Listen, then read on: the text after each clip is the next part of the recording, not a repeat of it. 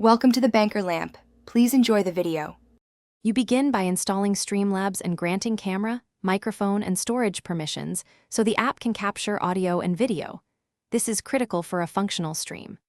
Once done, sign in with your Twitch, YouTube, or Facebook account and allow OAuth access so you can broadcast directly.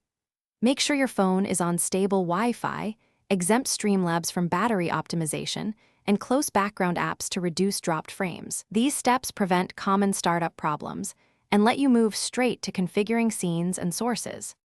Now you configure Streamlabs for a stable broadcast. Create a scene and add camera, screen share, and microphone sources so each element is captured. Then set resolution and bitrate, 2500 to 4500 kbps for 720p to 1080p, and choose 30 or 60 FPS depending on your phone's performance to balance quality and heat.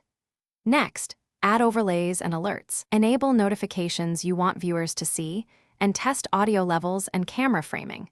This lets you troubleshoot sync or visual issues before you go live. When you're ready, press Go Live, enter a descriptive title and category, and double-check that your stream key is saved securely so you don't interrupt future sessions.